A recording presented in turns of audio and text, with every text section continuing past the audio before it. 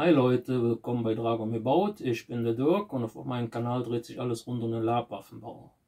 Heute baue ich, mal abgesehen von dem Katana, was ich ja vorhabe zu bauen und den Kernstab schon dran bin, dazu passend noch ein kleines Wakizashi. Ich hoffe, dass ihr diesmal richtig ausgesprochen habt, alle das. Ja, ich finde es halt immer so lustig. Ja, dann fangen wir jetzt quasi mal an. Ich habe mich jetzt für eine andere Version entschieden, das zu bauen, wie ich es eigentlich jetzt vorhatte. Aber das seht ihr ja jetzt. Also wenn ihr sehen wollt, wie man das Ding baut, bleibt dabei. Wir sehen uns. So Leute, dann fangen wir mal an. Und zwar habe ich mir das ein bisschen anders überlegt. Bin jetzt hingegangen und habe quasi 3 Streifen gemacht. Ich weiß jetzt ja nicht, wie breit ich sie gemacht habe. So 5, 6 cm. 5. Das ist Dreiermatte. 2 6er. Dann habe ich einen Kernstab genommen. 3 mm. Das sind die vom Marketender. Damit die Klinge ein bisschen schmaler und eleganter nachher wird. Und habe die Länge aufgezeichnet auf die Dreiermatte. Das wird dann die mittlere Lage. Zur Spitze hin eine gute Handbreit freigelassen. Hinten noch ein bisschen weniger, was jetzt nicht so schlimm ist, weil hinten kommt dann nachher noch quasi noch ein bisschen was drauf, dann ist das auch gut. Natürlich kommt noch Leder rein, vorne sowieso größere Stücke. Ne? Und hinten kommt dann auch noch. So, dann schneiden wir jetzt erstmal aus der 3 mm Matte den Kernstab aus, damit wir den dann einkleben können.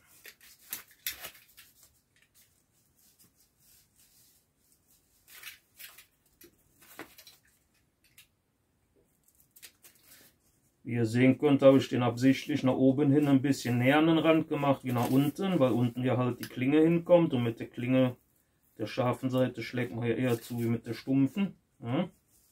Nur so als Erklärung, warum das halt nicht mittig ist. Aber das könnt ihr euch ja wahrscheinlich schon selber denken. So, das haben wir mal raus. Das behalten wir mal, das kann man wieder für irgendwas gebrauchen. Also generell die Sachen, was man von den Kernstäben. So. Dann gucke ich mal, gehen wir mal wieder mit dem Heißkleber hin. Da gehe ich immer hin, mache dann so grob immer so die ersten 4, 5, 6 cm auf beiden Seiten. Dann klebt den Kernstab da schon mal dran. Mal gucken, dass das gut liegt. Und passt auf, wenn ihr den einklebt, nicht ziehen an der Matte. Immer drücken nur, also so gegendrücken. Nicht so runterziehen. Weil dann habt ihr nachher nämlich hinten, habt ihr dann so 3 cm Platz. Und das ist dann, naja, also ich sage jetzt mal nicht so optimal dann. Muss man dann halt wieder ein bisschen improvisieren, was ich auch immer mal wieder habe. Das kann auch sein, dass das jetzt passiert. Schauen wir mal. So, dann gehe ich erstmal immer schon mal ein bisschen hin. Und tu das Ganze hier nochmal so ein bisschen, was übersteht. Mit der Spitze von der Heißklebepistole noch wieder warm machen und verteilen. Dass das besser dran ist. So. So, und dann kleben wir quasi immer so stückchenweise bis unten, bis wir das dann komplett dran haben. So. Ich hoffe, das kann man sehen. Wie gesagt, nicht dran ziehen, nur dran drücken. Kann auch sein, dass das immer dass das sich was lenkt durch die Wärme von dem Heißkleber. Vor allen Dingen, weil es ja relativ dünn ist von den Matten. Also jetzt die Dreiermatte auf jeden Fall. Wie gesagt, wenn es sein sollte, ist nicht schlimm. Ihr seht, hier ist schon ein bisschen was, aber das ist nicht schlimm. Das zeige ich euch gleich, wie ihr das am besten dann kaschiert, ohne dass man später da groß was von sieht. Ist ja kein Problem.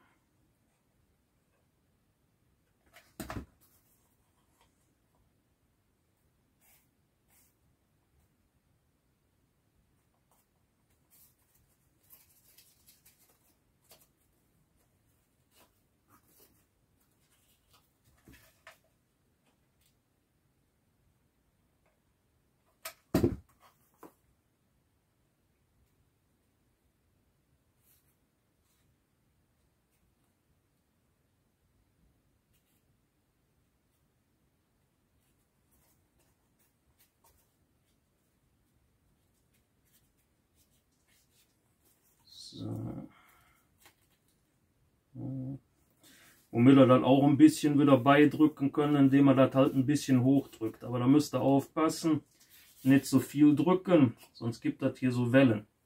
Das ist dann natürlich auch nicht so das, was ihr haben wollt. Aber so ein bisschen was kann man damit auch kaschieren.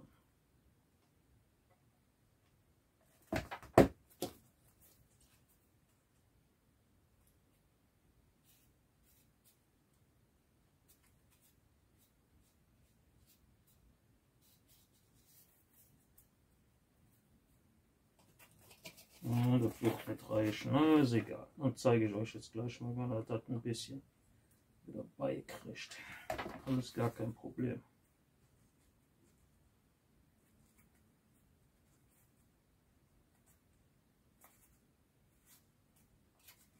So, wie ihr seht, das ist jetzt nicht wirklich viel, ne? Nur so ein kleines Stückchen.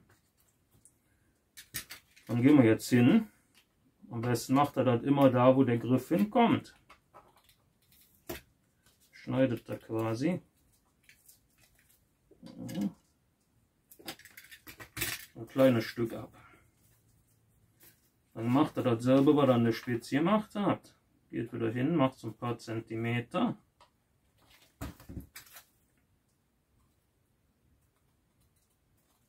So.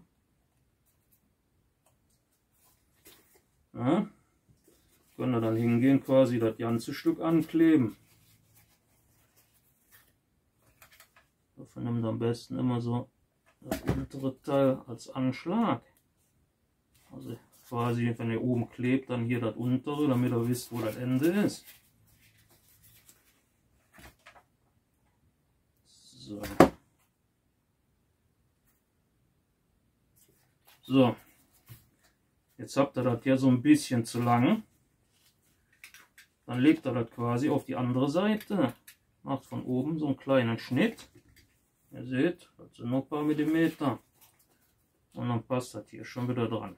Dann können wir das dann dran kleben. Das können wir dann auf beiden Seiten so machen. Jetzt erstmal hier die eine. Wie gesagt, wenn dann nachher die Matten drüber sind und alles, ist das alles gut. So, geht er bei der anderen Seite auch hin. Legt das auch wieder so auf die Seite, dass das überlappt nach unten liegt. Und dann geht er einfach bei dem oberen Teil nach. Und dann habt ihr hier auch so ein Stück abgeschnitten. Und schon passt das. Ja, ich hoffe, das sieht man so. Also alles kein Hexenwerk, wenn man weiß, wie man macht. Das ist mal wieder so ein kleiner Tipp. Hätte ich vielleicht auch bei Tipps und Tricks reinmachen sollen, aber naja, gut. So, das wäre dann soweit erstmal das mittlere Teil. Dann gehe ich jetzt schon mal hin. Noch mal den Kleber noch so ein bisschen nachkleben. Auch das, was halt übersteht. Also immer sich schon ein bisschen was dicker rausdrückt. Geht dann halt mit der Spitze von der Heißklebepistole drüber oder benutzt halt Pattex. Dann müsst ihr halt beide Seiten einkleben. Aber wie gesagt, abgesehen, dass ihr dann da beidseitig arbeiten müsst, ist das jetzt auch kein Riesenunterschied.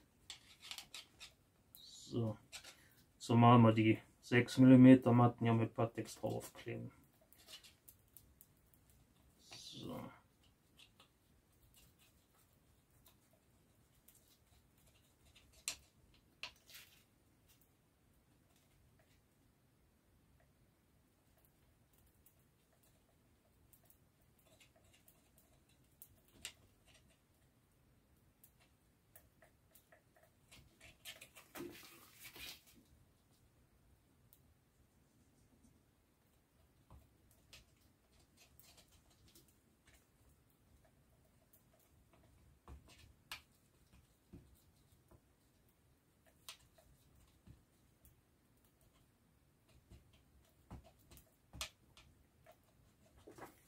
So, das machen wir dann auf beiden Seiten.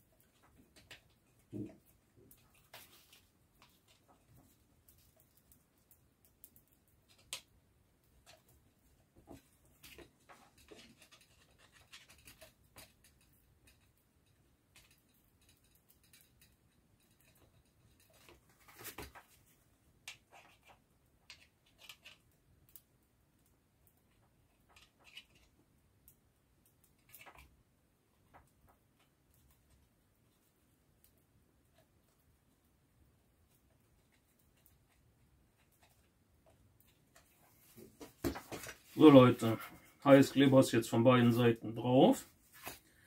Dann nehmen wir jetzt erstmal Pattex.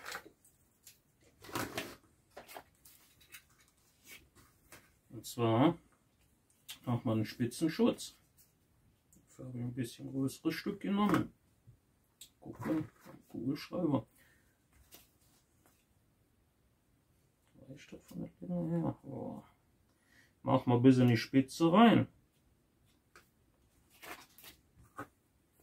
Da gucken wir mal. Die Linie mache ich quasi, damit ich weiß, wie weit ich den Kleber drauf und damit ihr quasi seht, wie weit der Kernstab dann unter Leder ist. Das reicht eigentlich. Eine Lederplatte draufkleben bei so Sachen reicht eigentlich vollkommen aus. Außer ihr macht halt was Rundes, aber so kann eigentlich nichts passieren. Das Leder, das versteift das genug, da passiert nichts. Ein paar Jahre mache ich das Ganze ja schon und aus Erfahrung kann ich sagen, das reicht vollkommen aus. So, dann machen wir noch zwei kleinere Stücke für hinten.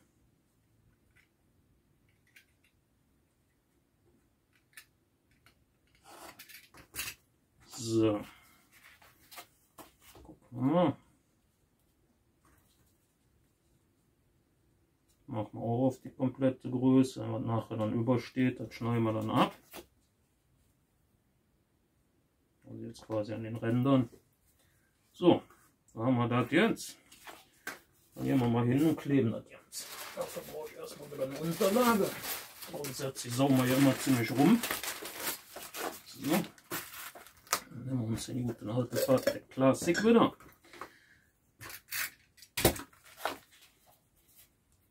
Normalerweise ist das ja Kontaktkleber, aber wenn ich Leder drauf klebe, mache ich das meistens immer nur von einer Seite auftragen, dafür dann aber was großzügiger und lasse das dann halt auch länger trocknen. So. Also was das angeht, ruhig was großzügiger drauf. Weil durch das Gerissel hier saugt sich das ja noch ein bisschen voll. Deshalb kann man da ruhig ein bisschen was großzügiger drauf tun. So. Das machen wir auf beiden Seiten.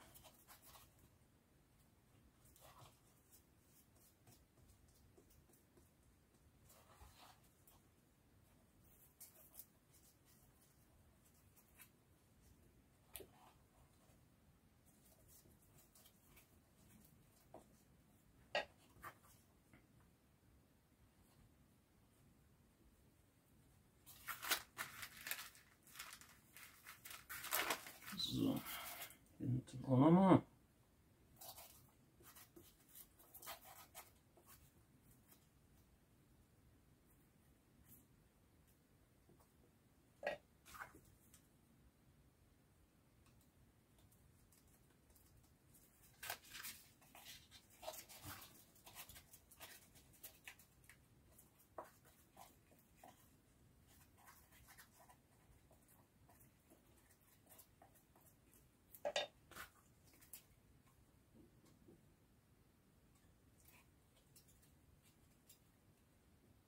So, das Ganze, guck mal jetzt, dass wir das so hinlegen, dass es sich nachher nicht verbiegt.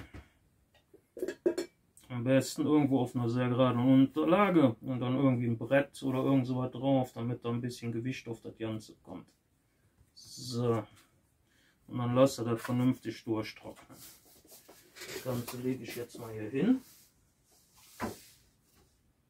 Dürfte jetzt eigentlich schon gar nichts mehr passieren, weil das gerade liegt. Ja. Und lasst das jetzt erstmal da trocknen. Dann sehen wir uns wieder, wenn das Ganze schon mal trocken ist. So Leute, der Spitzenschutz ist jetzt soweit trocken. Das Leder ist auch jetzt schön wieder gerade, weitgehend. Dann fangen wir jetzt an und kleben die Matten drauf. Wir machen mal das kleine Dings, obwohl müssen wir nicht, wir sehen es ja am Leder. Das ist jetzt nicht so schlimm. Ich hatte jetzt gerade so den Fehler, da kann man sehen, wie man will. Ich wollte dann hier eine Linie machen, quasi auf der Matte, aber das sieht man ja nachher hier, wo das Leder länger drin ist. Da ist ja halt dann für die Spitze. So, dann gehe ich immer hin, lege dann das eine Stück Matte auf den Kernstab mit drauf. Quasi, wenn man dann pinselt als Stabilisierung. Ja, damit das nicht so wegknickt. So als kleiner Tipp.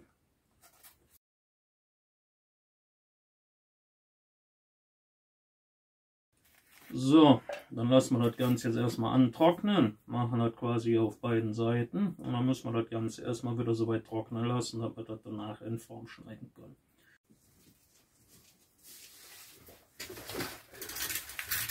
So Leute, das Ganze ist jetzt so halbwegs angetrocknet. Hier nach hinten. Auf der Seite. Könnt ihr euch aussuchen welche. Guckt, dass das dann hier so als Finger nimmt, er dann immer so ein bisschen als Führung. Und dann drückt er das vernünftig fest. So.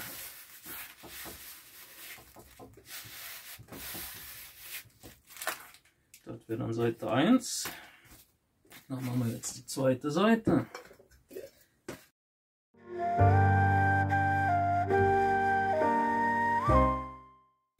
So, dann lassen wir das Ganze wieder mal antrocknen.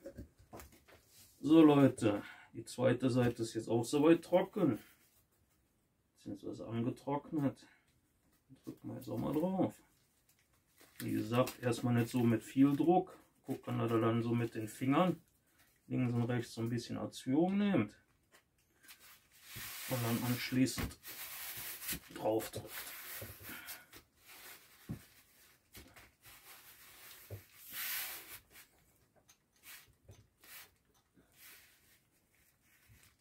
So.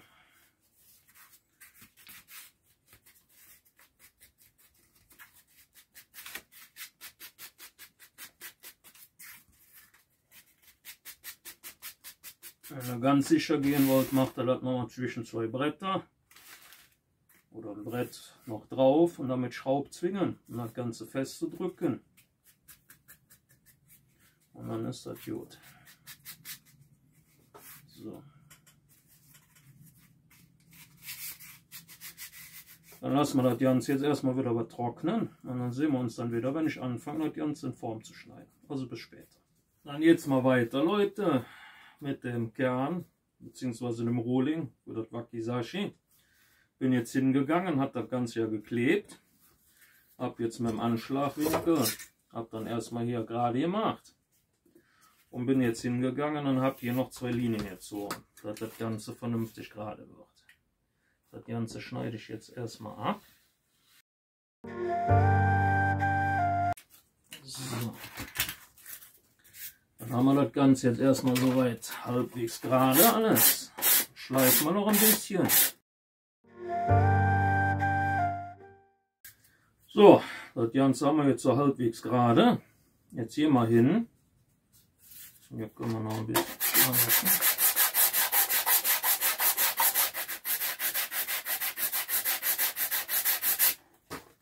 So, jetzt sehen wir an dem Leder, an dem längeren, hier ist die Spitze, da ist der Knauf.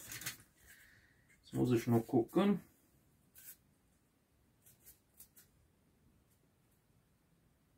Wo der Kernstab oben ist. Ich würde sagen, das hier ist oben. So, dann schauen wir mal. Nehmen wir einfach mal hier die Klinge von. Oder die. So. Dann machen wir das Ganze jetzt erstmal ein bisschen spitzer. Dann wissen wir auch, wo immer vorne und hinten bei dem Ding ist.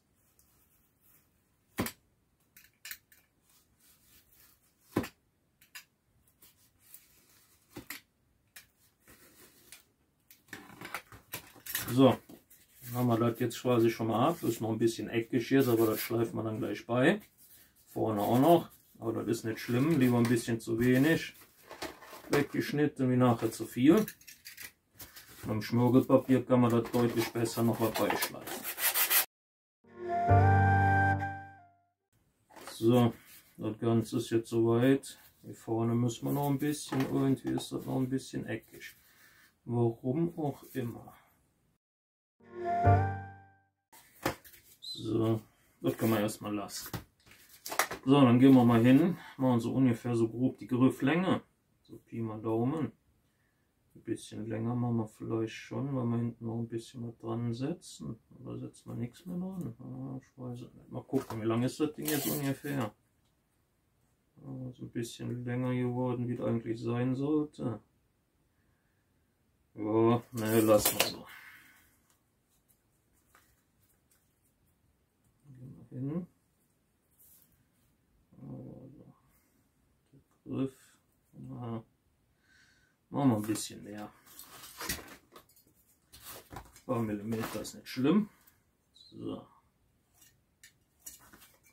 Das wird dann die Grifflänge. Und dann gucken wir mal, wie wir das Ganze jetzt machen. Ich würde sagen, wir gehen jetzt erstmal hin. Ja, schleifen noch ein bisschen glatter.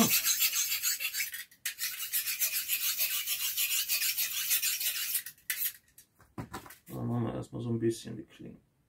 So.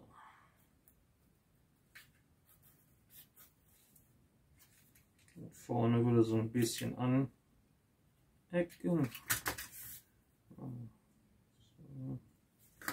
Ich auch weiß, wie weit ich ziehen muss. Erstmal wieder nur so eine 45 Grad Schräge rein. Als schleife ich, glaube ich, nachher. Da will ich auf Nummer sicher gehen. So.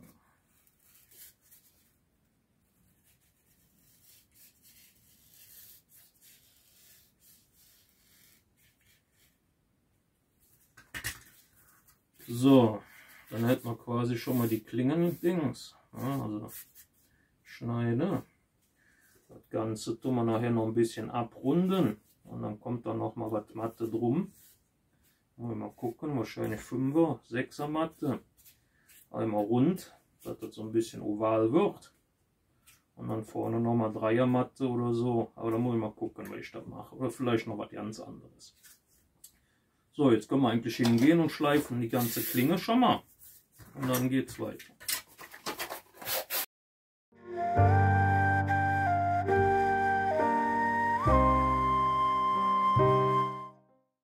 Müssen wir halt gucken, ist noch nicht so das Optimale, also mit dem Griff bin ich noch nicht so zufrieden. Muss auch noch ein bisschen was drum gemacht werden, dass das halt ovaler wird nachher.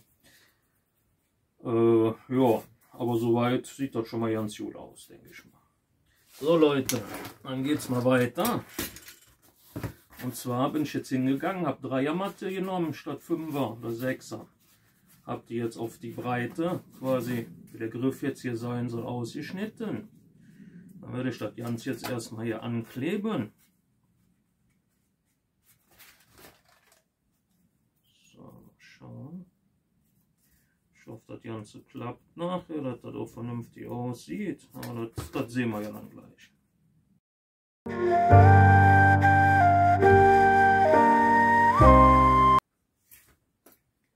So, dann geht er hin. Ich mache jetzt hier, wo die 3er Matte am Ende ist, eine kleine Linie. Hier auch. Das ist dann quasi, wenn wir das dann nachher abschneiden. Ah, seht ihr jetzt gleich. Ein paar Zentimeter haben wir ja geschafft. So. Schauen wir hier so ein bisschen.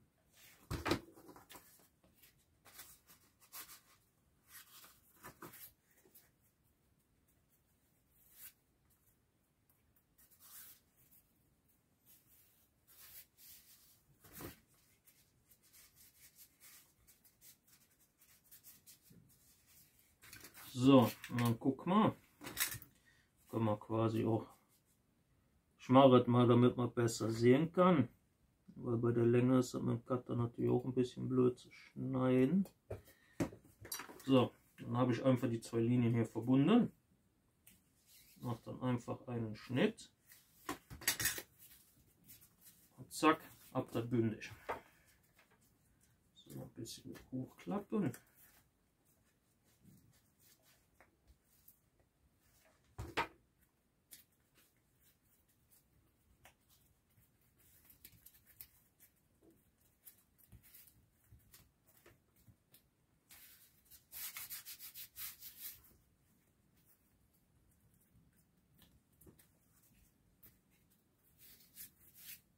So, so sieht das Ganze jetzt schon mal aus. Okay, der Griff ist ein bisschen dicker geworden, Also kleine Hände sollte man nicht haben, aber ich denke mal, das ist noch okay. Hätte es vielleicht ein bisschen schmaler machen sollen.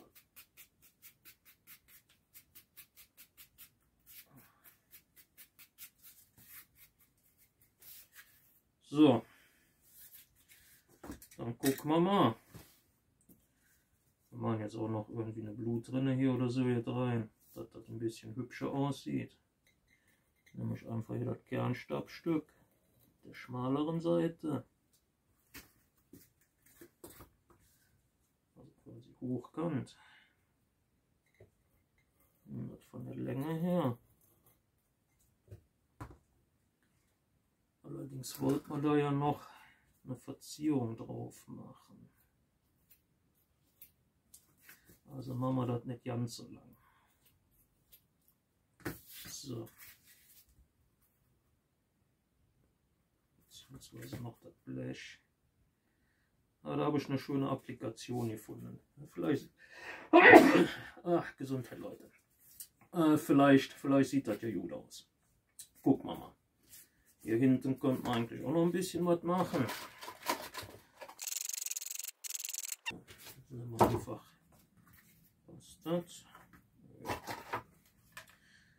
Nehmen wir einfach eine 6er Matte, ein Stück, was wir so als Rest hier noch rumliegen haben. Also wie ihr seht, Reststücke sind immer gut, kann man immer mal wieder gebrauchen. Man braucht da nichts von der Matte abzuschneiden. Ein bisschen Kleber drauf, dran. Und dann gucken wir mal. So. Könnte man eigentlich in der Zwischenzeit schon mal hingehen und den Lötkolben schon mal anwerfen. So.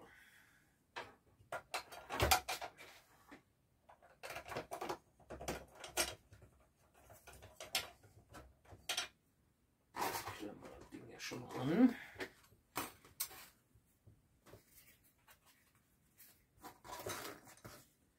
Das sieht schon mal soweit gut aus. Dann gehe ich wieder hin, schneide das wieder von oben runter weg.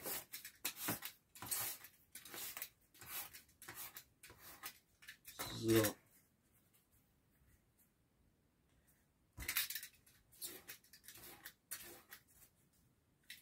Und den Rest schleift man dann wieder.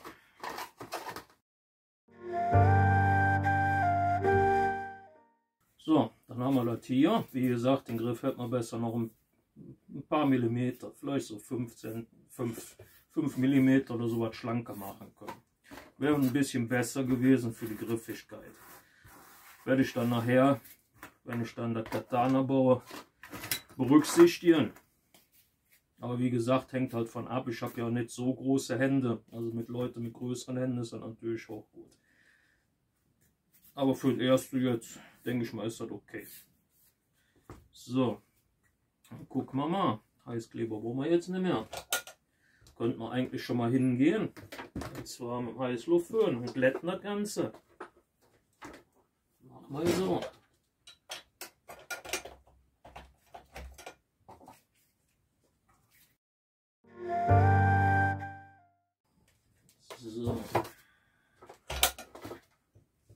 So, jetzt ist das Ganze erstmal geglättet. Lassen wir noch ein bisschen abkühlen.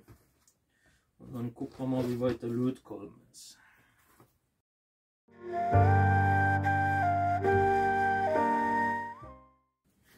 So, das haben wir jetzt soweit. Ne? Ja, dann können wir eigentlich jetzt schon anfangen zu pinseln. So Leute, der Rohling für das Wakizashi ist jetzt fertig. Oder Wakizashi. Keine Ahnung. Ich hoffe, ich habe es richtig ausgesprochen. Talalas. So, dann können wir den quasi eigentlich jetzt schon anfangen zu pinseln. Wie gesagt, der Griff ist vielleicht ein bisschen groß geworden, aber wie gesagt, ich habe ja auch kleine Hände. Ja, dann sehen wir uns im zweiten Teil wieder, wenn ich das ganze Ding fertig gepinselt habe und dann gestaltet. Na? Wir sehen uns.